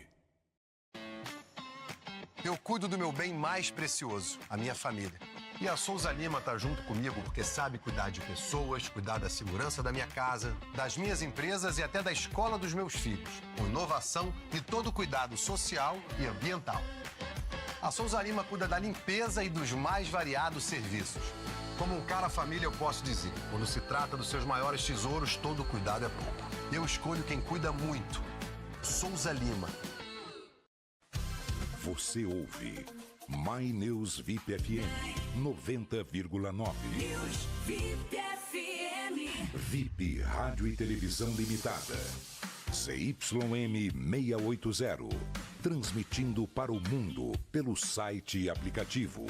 My News VIP FM 90,9. 90,9. Onde o jornalismo independente se encontra. Onde o jornalismo independente se encontra aí. Você sabe, né? Você ouve aqui o que não anda ouvindo por aí. Mas, olha, tá ficando bom. Tem aquela musiquinha? Olha que isso aqui tá muito bom. Isso aqui tá bom demais, né? Tá ficando cada vez melhor o número de participantes da nossa programação pelo WhatsApp. Você pode fazer o mesmo. Agora, como estou com óculos de leitura, vou ter que chegar o papel pertinho, né? Isso aqui, essa letrinha dá até para enxergar sem trocar de óculos. Mas como eu já estou com ele, vou no embalo. 11 9 12 52 90 90. Mas nem preciso mais, já decorei. WhatsApp, 11 9 1252 90 90. 11 9 1252 90 90. Eu sou Marcos Aurélio de Carvalho, jornalista, radialista, professor de comunicação e seu amigo, né? Para fazer companhia para você aqui nos 90.9 e no canal YouTube. A partir de hoje estamos também com imagem no canal YouTube, no nosso programa Todas as Vozes, de segunda a sexta, das 3 às 5 da tarde. Então tá ficando muito bom isso aqui. Só hoje eu já li mais umas 4 ou 5 participações. Eu vou aqui com mais uma, olha. Impressionante. Fui procurar a rádio, né, e achei vocês sensacional. Essa eu já li, do Francisco de Itanhaém. Agora a do Márcio Câmara, taxista do Alto de Pinheiros, diz: sou taxista e escritor. Sou taxista e escritor e estou adorando a rádio. Escuto desde as 6 da manhã. Então ele está ouvindo desde o Café do My News com Mara Luque.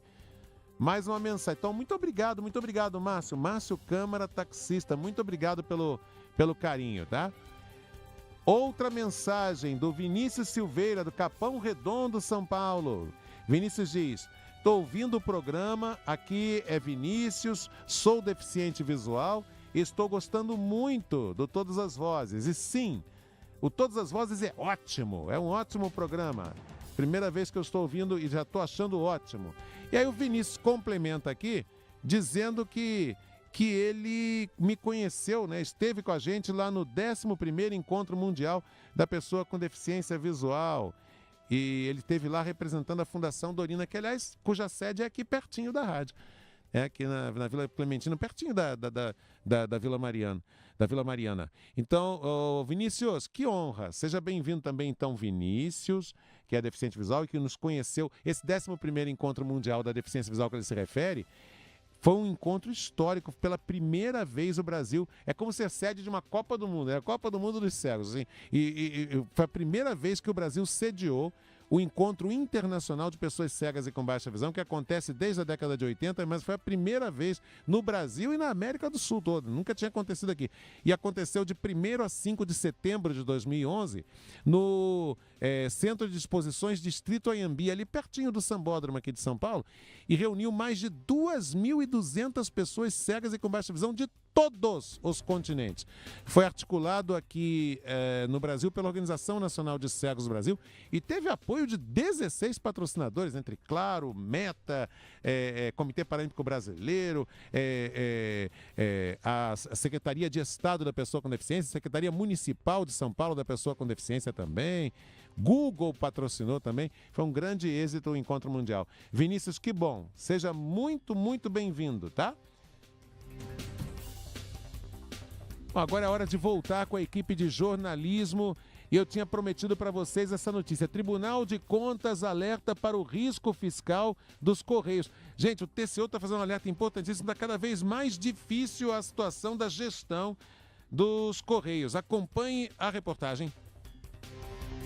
4 bilhões e 600 milhões de reais. Esse foi o custo apenas no ano passado para manter o serviço postal em todas as regiões do país. E o problema, segundo o Tribunal de Contas da União, é que ninguém sabe ainda quem vai pagar essa conta. O TCU aprovou nesta quarta-feira um alerta ao governo federal sobre o custo da universalização do serviço postal prestado pelos Correios. Por unanimidade, o plenário do tribunal aprovou o acórdão de uma auditoria realizada sobre o assunto. A corte alertou que a universalização dos Correios está gerando um rombo que pode sobrar para o contribuinte. Segundo o ministro relator, Benjamin Zinler, a falta de previsão de compensação dos custos da estatal obriga o aporte de recursos por parte da União. A inexistência de um mecanismo explícito e estruturado de compensação dos custos da universalização fragiliza a capacidade da ECT absorver, nas circunstâncias atuais, de forma permanente, o déficit associado às obrigações de serviço universal.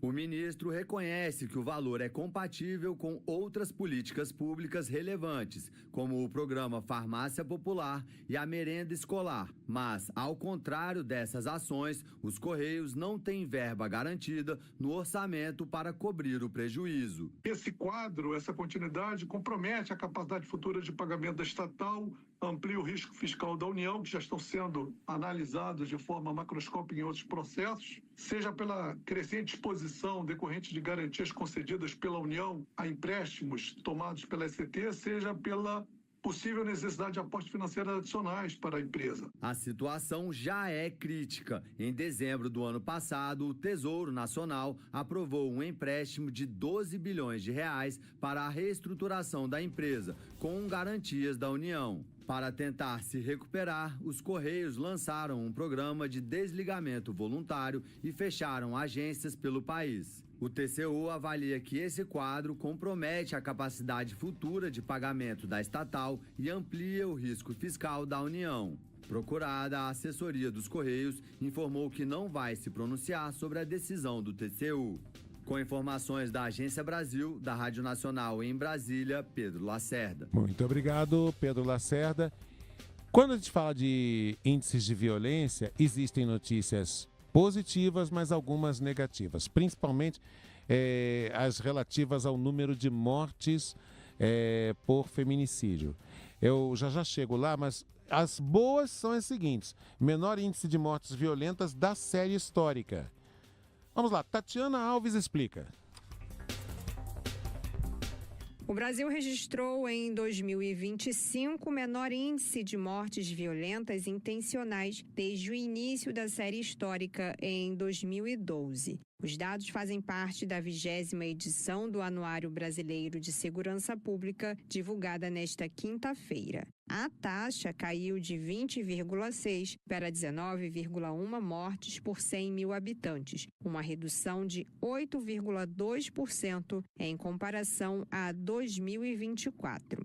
O levantamento considera homicídios dolosos, feminicídios, latrocínios, lesões corporais seguidas de morte, além de mortes provocadas por intervenções policiais e de policiais em serviço ou fora do horário de trabalho. Pela primeira vez, a taxa nacional ficou abaixo de 20 mortes por 100 mil habitantes. Em 2012, quando o indicador começou a ser acompanhado, o índice era de 27,7. Entre os crimes que diminuíram, latrocínio teve recuo de 17%. E as lesões corporais seguidas de morte caíram mais de 15%. Já as mortes decorrentes de ação policial aumentaram 5,4% e os feminicídios cresceram 4%. Apesar da melhora no cenário nacional, 7 estados registraram aumento de mortes violentas. Entre eles está o Rio de Janeiro, com alta de 2,1%. Já as maiores reduções foram observadas no Amazonas, Rio Grande do Sul e Mato Grosso. O anuário também revela o avanço da violência contra a mulher. Em 2025, o país registrou que 44,4% dos assassinatos de mulheres foram motivados por razões de gênero. Esse índice é o mais alto desde que o feminicídio foi incluído no Código Penal, em 2015. Ao todo, 1.571 mulheres foram vítimas de feminicídio no ano passado, uma média de 4 mortes por dia. As tentativas de homicídio também aumentaram. Foram mais de 4.100 casos registrados, quase 3 tentativas para cada feminicídio consumado. As maiores taxas de violência letal de gênero foram registradas nas regiões Centro-Oeste e Norte. Já Sudeste, Nordeste e Sul apresentaram índices menores. Da Rádio Nacional no Rio de Janeiro, Tatiana Alves. Pois é sobre isso, vou reforçar aqui o que disse Tatiana sobre feminicídio e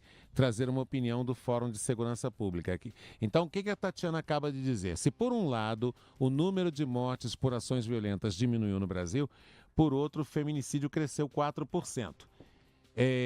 Então, é isso. As mortes violentas intencionais foram reduzidas em números significativos, uma queda de 8,2%, mas os feminicídios cresceram 4% no período. Aí já aqui está o número que ela acabou de dizer: 1.571 mulheres foram assassinadas por razões relacionadas à condição de ser mulher, que essa é a diferença do feminicídio, né? Sempre tem um, desculpa a palavra, babaca, sempre tem um bobão. Mas feminicídio é igual a homicídio, não tinha que existir esse termo porque diz, não, é necessário sim. Porque quando você, quando uma pessoa, não que você ouvinte jamais faria isso, quando uma pessoa, um homem ataca, agride ou mata uma mulher pelo fato de ela ser mulher. Né? É essa a diferença, né? Pela condição de mulher. E então, dados do anuário mostram que foram registrados 3.539 homicídios de mulheres em 2025, feminicídios em resumo. E aí tem aqui uma opinião, eu peguei aqui nos sites de notícias, estou pegando essa aqui no portal do UOL, da Juliana Brandão, coordenadora de Gênero e Raça do Fórum Brasileiro de Segurança Pública. A Juliana disse: isso mostra que o crime de feminicídio não pode ser lido como um fato isolado. Ele é a culminância de várias violências que ocorrem antes da violência fatal, como ameaças, agressões e perseguições. É isso. O feminicídio, na verdade, ele é a trágica conclusão, trágica, danosa, horrenda conclusão de um processo de desgaste no relacionamento com agressões, com ofensas que já vem se arrastando. Geralmente é assim que acontece. E segundo a Juliana Brandão, ainda complementando, os feminicídios apresentam uma tendência de alta desde a passagem a ser monitorado pelo fórum. Quer dizer, então, muitas das vezes o que aumentou foram as notificações, não quer dizer que antes não existiam. Então ela diz, temos que colocar essa lente com muita centralidade dos feminicídios, porque mesmo com políticas públicas e 20 anos de vigência da Lei Maria da Penha, o crime não recuou. Em 2016, no início da série histórica, foram registrados 969. Corrigindo aqui o dado. Então, em 2016, total de 969 registros de feminicídio. Agora, o número aumentou bastante, para 1.571 em 2025. Mas você não tem lugar de fala para falar sobre isso, não. Não tem lugar de fala. Tem lugar de fala, sim. Até porque, entre outras coisas, sou pai de 3 filhas. Vamos nessa. Bom, agora vamos falar sobre a publicidade das bets, das casas de aposta virtuais. Pois bem, publicidades de bets passam a ter algumas regras mais rígidas. A publicidade vai ter que exibir alertas sobre os riscos que as apostas representam. Vamos saber os detalhes com o repórter Rodrigo Rezende. As publicidades de empresas de apostas, as chamadas bets, devem conter, a partir de agora, uma das seguintes frases: Ministério da Fazenda adverte, apostar faz você perder dinheiro. Ou, Ministério da Fazenda adverte, apostar pode causar dependência. Ou, Ministério da Fazenda adverte, aposta não é investimento.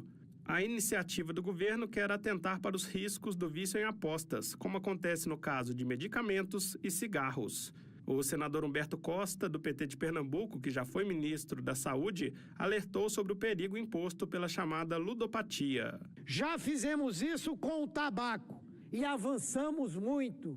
O Brasil diminuiu significativamente o número de fumantes. Passou da hora de fazer o mesmo em relação às apostas esportivas. Esse não é um debate ideológico. O vício não pergunta em quem alguém votou. O endividamento não distingue partidos. As novas diretrizes do Ministério da Fazenda ainda proíbem que, durante a publicidade, aconteçam opiniões ou análises que induzam ou influenciem a realização de apostas. Um grupo de 15 veículos de imprensa divulgou um editorial no qual se posiciona contra a publicidade de bets e explicando os motivos por não aceitarem esses recursos. O texto de título "Aqui não tem propaganda de bets" é assinado pela Agência Lupa, Agência Pública, Alma Preta, Amado Mundo, Aos Fatos, Manual do Usuário, Matinal, Meio, Mobile Time, My News, Notícia Preta, Neofeed, Plural, Portal Imprensa e Reset. Da Rádio Senado, Rodrigo Rezende. Obrigado, Rodrigo. Um grande abraço para você e para toda a turma da Rádio Senado.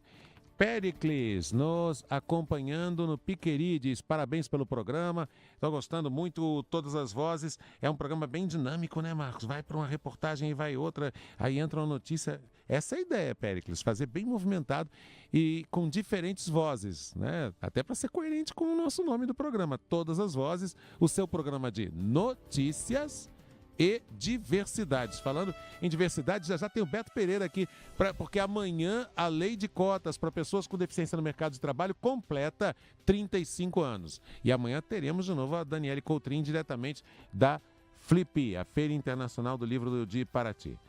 Bom, uma plataforma mapeia como a crise climática impede os direitos das crianças. Em que medida a crise climática tem impacto nos direitos das crianças? Nesse projeto do Unicef, você fica sabendo detalhes com o repórter Gabriel Corrêa. A região norte é a área de maior preocupação do país quando se fala em direitos de crianças e adolescentes diante da crise climática. Quase metade dos municípios enfrentam vulnerabilidade severa nesse tema. É o que aponta o painel Crianças e Meio Ambiente, lançado nesta quinta-feira pelo Fundo das Nações Unidas para a Infância. A plataforma alerta que 333 municípios brasileiros, ou seja, 6%, enfrentam a vulnerabilidade severa nesse tema e 42% das cidades da região norte estão nessa faixa de maior risco. No outro extremo da lista, são apenas 108 os municípios que não registram alta prioridade em nenhum dos 14 indicadores usados para diagnosticar a exposição dos jovens a riscos que vão desde a poluição do ar até a falta de saneamento básico nas escolas. Os estados da Amazônia Legal, incluindo Mato Grosso e Maranhão, são os mais preocupantes. No ambiente escolar, por exemplo, 71% das cidades não têm saneamento básico simultâneo, ou seja, água encanada, esgoto e coleta de lixo, conforme reforça Danilo Moura, que é especialista em mudanças climáticas do Unicef. Se o ar, a água e a comida estão contaminados, o impacto sobre o corpo das crianças é pior. A infância é uma das etapas da vida em que a gente mais precisa de serviços, né? As crianças precisam de escola, né? Elas passam uma parte significativa do tempo delas dentro de um espaço público. Então, assim, as crianças são especialmente vulneráveis, né? Elas estão meio que na linha de frente dos impactos. A qualidade do ar é outro desafio. Ainda no norte, 94% das cidades sofrem com altos níveis de partículas finas, associadas principalmente às queimadas. Entretanto, Danilo Moura ressalta que o restante do país enfrenta situações agravantes, como a falta de áreas verdes em escolas, especialmente no estado de São Paulo. O estado de São Paulo, na verdade, tem alguns dos piores indicadores de acesso à área verde em escola do Brasil inteiro. Então, embora no agregado você tenha uma concentração maior de vários dos desafios em municípios da região da Amazônia, você tem desafios importantes também em outras regiões do país, né? Além disso, em todo o Sudeste, a poluição por transporte e pela indústria afetam 72% da população infantil por causa da alta densidade urbana. Mais do que um diagnóstico, o painel Crianças e Meio Ambiente também orienta. A ferramenta traz 50 recomendações para gestores municipais focadas em adaptação climática e infraestrutura urbana. Da Rádio Nacional em São Luís, Gabriel Corrêa. Muito obrigado, Gabriel Corrêa, por sua participação. Já tem o Atitude e Inclusão. Para você que está acompanhando a gente pela primeira vez, tanto aqui na rádio, na frequência 90.9, quanto no canal YouTube, agora a gente também está com imagem, avisar que diariamente às 4h30 nós temos um quadro aqui do programa, uma parte do programa que se chama Atitude e Inclusão, que era para promover projetos vitoriosos de direitos das pessoas com deficiência, das mais diferentes deficiências, as mais diferentes condições. E contar para vocês também a respeito dos Estados Unidos, que farão um anúncio provavelmente de novas tarifas, hein? Casa Branca diz que o governo fará anúncio de novas tarifas ainda hoje.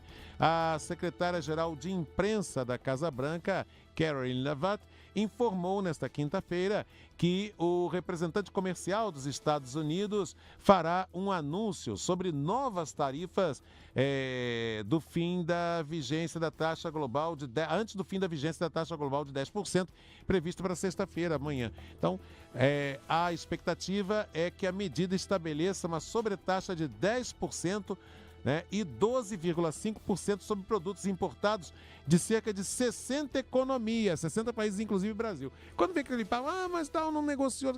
Não, a política do Trump não é apenas para o Brasil. 60 economias, né? Lembrem dos 50% para o Canadá. Então, para os produtos brasileiros, a alíquota prevista é de 12,5%. Portanto, teria esse adicional. É possível uma nova tarifa relacionada a uma investigação conduzida pelo Escritório de Representantes do Comércio dos Estados Unidos, o STR, na sigla em inglês, com base na seção 301 da Lei de Comércio de 1974. A apuração trata de supostas falhas de parceiros comerciais no combate à importação de produtos feitos com trabalho forçado.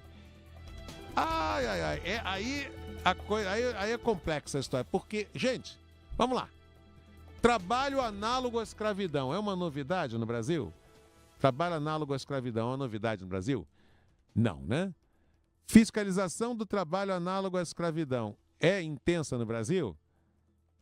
Foi no primeiro mandato do governo Lula, um pouquinho menos no segundo, mais ou menos manteve na Dilma, manteve nos primeiros meses do governo Temer, nem tanto no governo Bolsonaro, muito pelo contrário, e foi retomado no governo Lula. Então, assim, qual é a novidade? Assim, existem empresas e existem proprietários rurais que ainda promovem trabalho análogo à escravidão? Existem. E são perseguidos, são fiscalizados. Aliás, semana passada mesmo eu divulguei aqui, né, que um empresário foi denunciado e literalmente foram libertados os trabalhadores. Então, é o famoso pretexto, né?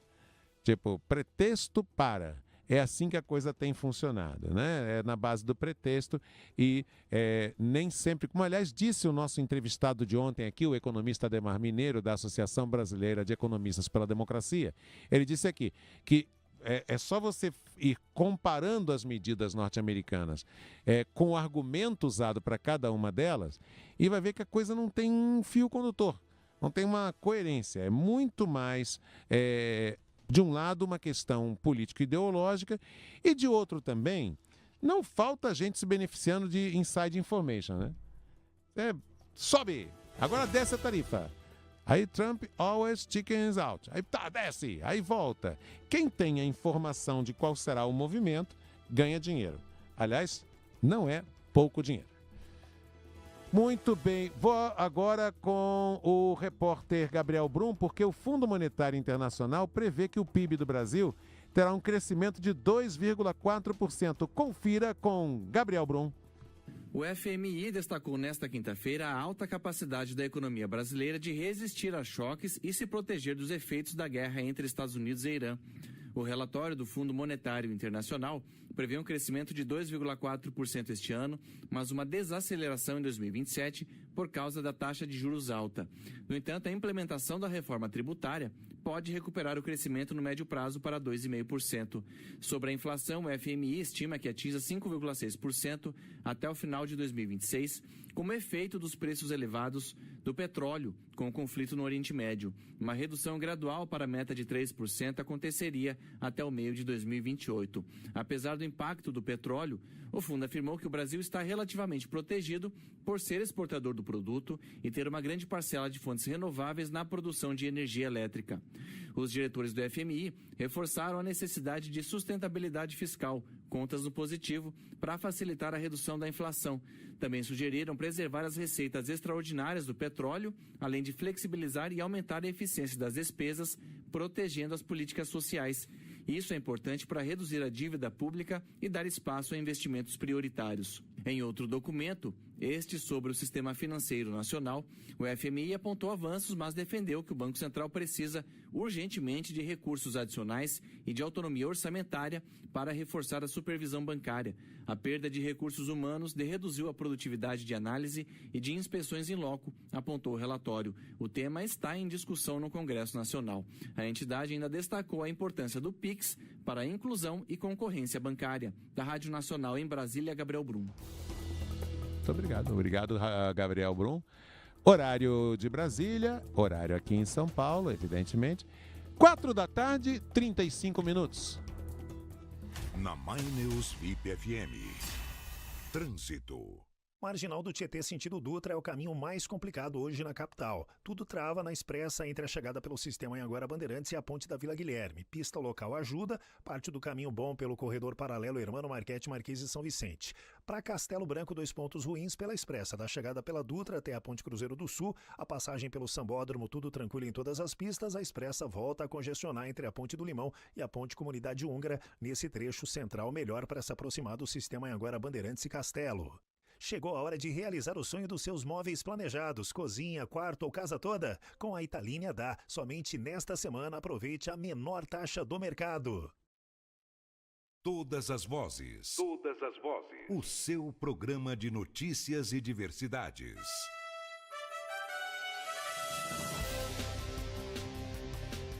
O quadro Atitude e Inclusão, aqui na My News VIP FM 90.9, programa Todas as Vozes, hoje aborda um tema absolutamente especial e histórico. É porque amanhã a Lei de Cotas para Pessoas com Deficiência no Mercado de Trabalho completará 35 anos. A lei foi criada, foi sancionada em 24 de julho de 1991.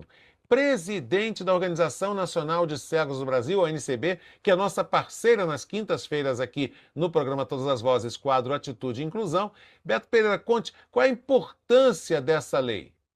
Marcos, ótima tarde a você, aos ouvintes da My News VIP FM. Novamente é um prazer estar com você aqui, como todas as quintas-feiras, a nossa Organização Nacional de Cegos do Brasil participando aqui desse momento tão especial. Bom, essa lei, né, como você disse, ela completará amanhã 25 anos. É a Lei 8.213, de 1991, e ela, na verdade, Marcos, em sua amplitude ou amplidão, ela trata de regular os planos da Previdência Social, né? E também organiza regras para aposentadorias. Então, ela não trata única e exclusivamente da lei de cotas para pessoa com deficiência, mas ela trata de uma série de direitos previdencialistas, enfim. E o principal dispositivo que trata da pessoa com deficiência, da lei de cotas, está no artigo 93. E aí esse artigo é tão importante para 14,5 milhões de brasileiros com algum tipo de deficiência, que essa lei, mesmo tratando de outros assuntos, recebeu o nome carinhoso e acho que justo de Lei de Cotas. E, na verdade, ela obriga que as empresas que possuem mais de 100 funcionários contratem gradativamente, né, dependendo do seu tamanho, de 1 a 5% de pessoas com deficiência, não é? E também com beneficiários reabilitados. Então, são 2 segmentos de pessoas que esse artigo 93 da Lei de Cotas cobre. Pois é, Beto, qual foi o salto de qualidade? Porque eu me lembro bem que nos anos 90, a lei é de 91, mas nos anos 90, muitas empresas davam um drible na lei 8.213, na lei de cotas, contratando pessoas com deficiência apenas para fazer número na empresa, mas não tinham um plano de carreira para esse talento de pessoa com deficiência, não tinham a possibilidade dessa pessoa ascender nesse plano de carreira e ser treinada para isso, ou seja, estava ali apenas para cumprir um número. E muitas vezes a pessoa se sentia até segregada na empresa. Qual foi a mudança que fez com que essa lei de cotas funcionasse para valer? Marcos, eu diria que ela, infelizmente, ainda não funciona para valer. Nós temos cerca de 600 mil pessoas com deficiência, diversas deficiências, contratadas através dessa lei. Um número que a gente considera que seria razoável seria de pelo menos o dobro desse número de pessoas com deficiência, ou seja, 1.200.000 pessoas com deficiência contratadas através da lei de cotas. Então, nós estamos com apenas 50% da capacidade, do potencial efetivo dessa lei cumprida pelas empresas. Na verdade, algumas coisas não mudaram. Algumas empresas pensam que contratar uma pessoa com deficiência vai apenas gerar custos, que ela não vai poder cobrar a produtividade desse funcionário, desse colaborador. Quando, na verdade, não. Ele é um colaborador como outro colaborador qualquer. Ele tem uma deficiência, que é uma das suas características, mas que não o define plenamente enquanto pessoa, enquanto profissional. E as empresas ainda apresentam alguma dificuldade nessa compreensão, que contratar uma pessoa com deficiência não significa gasto, não significa jogar dinheiro fora, não significa única e exclusivamente um cumprimento legal, né, da legislação, mas inclusive apostar, ou melhor, investir, porque é um investimento, não uma aposta, mas na diversidade, em pessoas com diferentes características, com diferentes características, com diferentes potenciais, que podem sim produzir, que podem sim trazer ideias para o campo corporativo e que podem, inclusive, ter, como você disse, um plano de carreira. A gente observa também que o acesso de pessoas contratadas pela lei de cotas a promoções profissionais, enfim, por suas contratantes, ainda é muito aquém quando a gente compara a pessoas sem deficiência. E as empresas também, muitas vezes, querem contratar o que elas chamam de pessoas com deficiência leve. Então, quando você fala em uma pessoa completamente cega como eu, a dificuldade da gente entrar no mercado de trabalho é muito maior do que uma pessoa que tem baixa visão, né? Ou tecnicamente chamada de visão subnormal. Uma pessoa que tem as duas pernas amputadas, a dificuldade dela ser contratada por uma empresa é muito maior do que aquela pessoa que tem, de repente, a parte de 2 dedos amputados. Então, enfim, as empresas ainda não entenderam que isso é um investimento e que esse investimento pode resultar em algo muito positivo para o seu time. Agora, Beto, existem empresários também que dizem assim, mas para certos tipos de deficiência, adaptar a minha empresa para receber essa funcionária com deficiência ou esse funcionário com deficiência é muito caro. Fazer as adaptações, os ajustes razoáveis, as adaptações previstas na Convenção sobre os Direitos das Pessoas com Deficiência seria muito caro. Até que ponto isso é um mito ou é uma verdade? Vamos lá, para uma empresa cumprir as regras de segurança, ela vai ter que fazer um investimento. Para uma empresa cumprir as regras junto a portas de emergências, escapes, né, numa emergência, ela vai ter que fazer um investimento. No caso da pessoa com deficiência, em regra, o investimento, se a deficiência for física, é uma rampa. Se a pessoa tiver, né, outra deficiência, como a visual, por exemplo, ela vai colocar a pessoa ali perante um computador. Esse computador pode ser instalado nesse computador um software, um aplicativo gratuito, ou para a pessoa cega, que vai ler a tela, tudo aquilo que aparece na tela para a pessoa cega, ou ampliador para a pessoa com baixa visão. Então, os gastos não são tão grandes como alguns empresários fazem questão de falar, não. Em alguns casos, sim, existem alguns investimentos, mas, novamente, né, para você cumprir a legislação vigente, você precisa adaptar, precisa investir, e no caso da deficiência, alguma adaptação requer, sim, um investimento em maior ou menor medida, mas esse investimento é muito pequeno quando comparado a tantos outros. Beto, minhas 2 últimas perguntas. A penúltima é a seguinte. Eu sei que a UNCB trabalha também, um dos braços do trabalho da UNCB é um programa de empregabilidade para pessoas cegas e com baixa visão. qual o programa, explique para os nossos ouvintes e agora telespectadores também no canal YouTube da nossa My News VIP FM, qual é esse programa e o que ele exatamente faz. É o programa Ágora Brasil de Empregabilidade, uma parceria da Organização Nacional de Cegos do Brasil, com a Fundação ONCE para a Solidariedade às Pessoas Cegas da América Latina.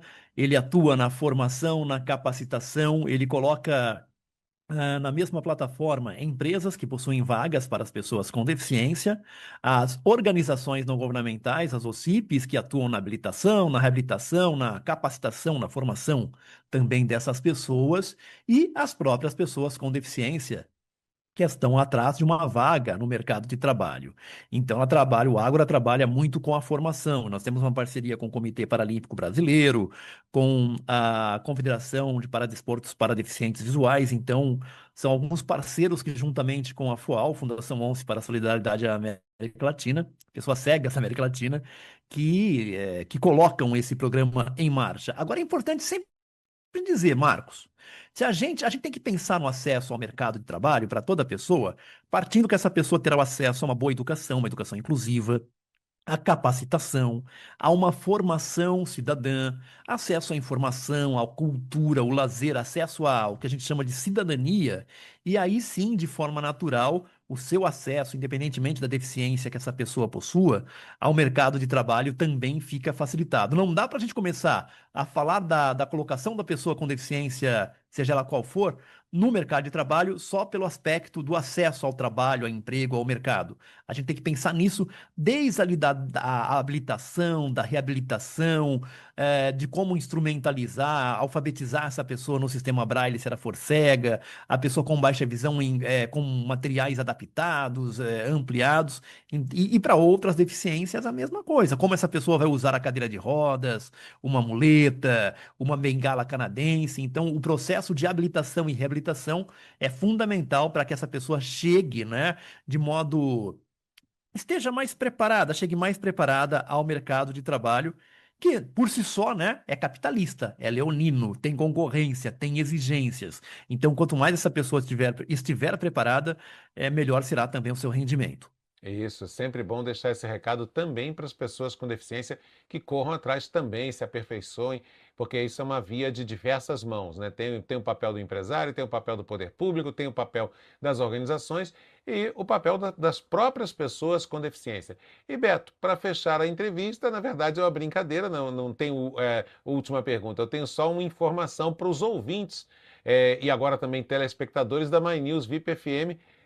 O sábado será pequeno para tantos abraços em Jundiaí, porque é aniversário do presidente do NCB, Beto Pereira. Então receba aqui antecipadamente o abraço meu e dos ouvintes da My News VIP FM. Beto. Muito obrigado, Marcos, a você, a todos da My News FM, VIP, por essa oportunidade. É sempre ótimo estar com vocês. Ontem estava no Uber e o Uber estava ouvindo a rádio. Eu falei que, né, somos parceiros, temos essa parceria. Ele já ficou muito contente, mandei um abraço para você. É isso, a My News chegando às mentes e aos corações com esse programa que é fantástico, com a nossa participação e com toda essa equipe que a gente gosta tanto e que a gente sente muito orgulho em, de alguma forma, compor, em fazer parte. Lembra até do nome do motorista de aplicativo, é o Sandro, né? Que também é pessoa com deficiência, inclusive, viu? Olha que interessante. Coincidentemente, o Sandro ele tem uma má formação nas duas mãos, mas dirigindo fantasticamente. Dirigindo fantástico. Então, Sandro, receba aqui também o nosso abraço e Beto, feliz aniversário por antecipação. Nós conversamos aqui com o presidente da Organização Nacional de Cegos do Brasil, Beto Pereira. Nesta edição de quinta-feira, as edições de quinta do Atitude e Inclusão representam uma parceria justamente com a ONCB. Conversamos no quadro que valoriza as boas iniciativas de pessoas com deficiência. Atitude e Inclusão. E quem está vendo no YouTube pensou, como o Marcos Aurélio consegue trocar de camisa social de forma tão rápida? Em espanhol se diz camisa de vestir, a camisa social. Não, é que realmente essa entrevista com o Beto não é ao vivo, eu não brinco com essa coisa de ao vivo e gravado. Essa foi gravada ontem à noite, porque o Beto tinha um compromisso da agenda muito intensa dele.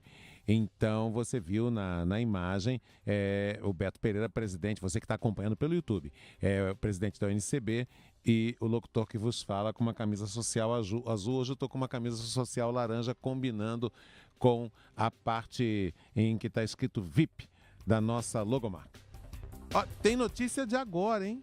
Flávio Bolsonaro pede desculpas a Michele Bolsonaro. Essa notícia é de agora, ó. Tô aqui de olho nas agências de notícias e nos portais de notícias, e Flávio Bolsonaro publicou um vídeo pedindo desculpas e solicitando ajuda. Michele, me ajude, por favor, na campanha. Tá aqui, ó. O senador e pré-candidato à presidência Flávio Bolsonaro do PL publicou há pouco um vídeo nas redes sociais convidando a ex-primeira-dama Michele Bolsonaro para, abre aspas, caminharem juntos na missão de defender o Brasil, fecha aspas. Na gravação, também pede desculpas por, abre aspas, momentos que causaram desconforto, fecha aspas. E Michele curtiu, deu like, dá uma curtidinha lá. Diz Flávio no vídeo: Michele, renovo aqui o convite para caminharmos juntos na missão de defender o Brasil e honrar o nosso maior líder, que é Jair Bolsonaro, que enfrenta um momento extremamente difícil, que exige de todos nós desprendimento, humildade, coragem e espírito de união para honrar o seu legado. Eu tenho a convicção de que a gente compartilha, eu e você, Michele, compartilhamos do mesmo objetivo: trabalhar por um Brasil mais seguro, próspero e cheio de esperança. As portas, Michele, estão abertas, disse Flávio Bolsonaro. Tá aqui, ó, fecha aspas. Gostaram da interpretação? As portas, pausa, Michele, estão abertas. Então, seguindo.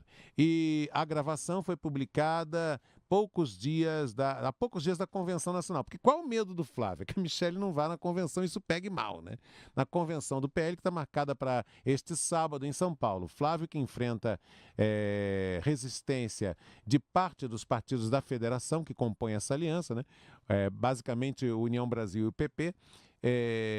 E também do Republicano, a Federação União Brasil e PP e os republicanos, isso em nível nacional. E ainda não anunciou quem será seu vice. O presidente do partido, do PL, Valdemar Costa Neto, disse em entrevista que não espera que a ex-primeira-dama participe do evento. Ou seja, que talvez mesmo com esse vídeo, né, de apelo a Michele, as coisas não mudem tanto em relação a ela não ir na convenção. Aqui, como é que fica para controlar, para que os advogados recebam os honorários? Então, uma nova lei cuida desse tema. Saiba os detalhes com a repórter Patrícia Oliveira.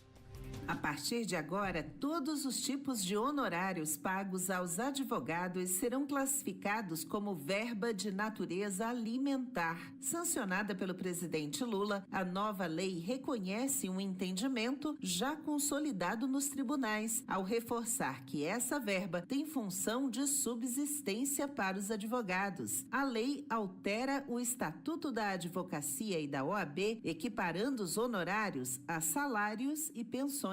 Assim, os advogados têm prioridade no recebimento de pagamentos judiciais e precatórios, e esses valores ficam protegidos contra o bloqueio de contas para quitação de dívidas. O senador Carlos Portinho, do PL do Rio de Janeiro, é o autor do projeto aprovado no Senado que deu origem à lei. Que considera a natureza alimentar dos honorários advocatícios em qualquer circunstância, inclusive os honorários advocatícios particulares contratados, porque é mais um reconhecimento que confere dignidade à atividade do advogado. Além dos valores estabelecidos por contrato, a lei vale para os honorários de sucumbência, que são aqueles pagos obrigatoriamente pela parte perdedora ao advogado da parte vencedora, e também para os valores fixados pelo juiz. Da Rádio Senado, Patrícia Oliveira.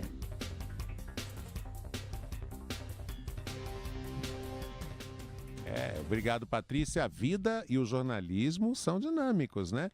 E uma notícia acaba tornando inválida a outra, porque a outra acabou de perder a validade. Então, vou direto, né, para a reportagem do Rodrigo Rezende. Porque o Senado vai discutir a criação do Prêmio Nacional da Educação Brasileira. Olha que interessante, vai premiar projetos vitoriosos em educação. Confira. O Senado deve analisar a partir de agosto um projeto que cria o Prêmio Nacional da Educação Brasileira. A ideia, apresentada pelo senador Camilo Santana, do PT do Ceará, reconhece estratégias e iniciativas para a promoção de avanços na melhoria da qualidade da aprendizagem na educação básica feitas por estados, municípios, escolas ou estudantes brasileiros. Camilo Santana, atual presidente da Comissão de Educação do Senado, ressalta que todas as formas de desenvolvimento da educação brasileira devem ser valorizadas. Eu sempre digo que a educação precisa estar acima de qualquer questão político-partidária nesse país. Está em jogo a qualidade da educação para nossas crianças e jovens desse país. Temos muito ainda a fazer, muito caminho a ser percorrido. O prêmio terá 8 categorias: educação infantil, alfabetização, anos iniciais do ensino fundamental, anos finais do ensino fundamental, ensino médio, Enem, educação em tempo integral e educação profissional e tecnológica. Um regulamento posterior irá definir a forma de seleção dos vencedores. A proposta de criação do Prêmio Nacional da Educação Brasileira ainda será analisada pelas comissões do Senado. Da Rádio Senado, Rodrigo Rezende.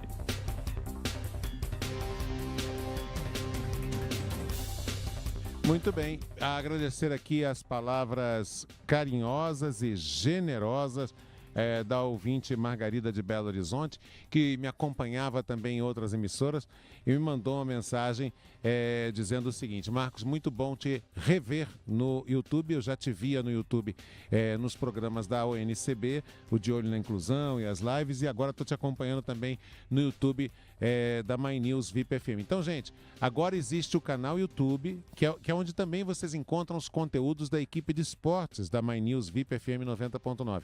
Então, como é que você faz? Você acessa o YouTube e digita lá My News, quer dizer, MY e coladinho NEWS, My News VIP, VIP.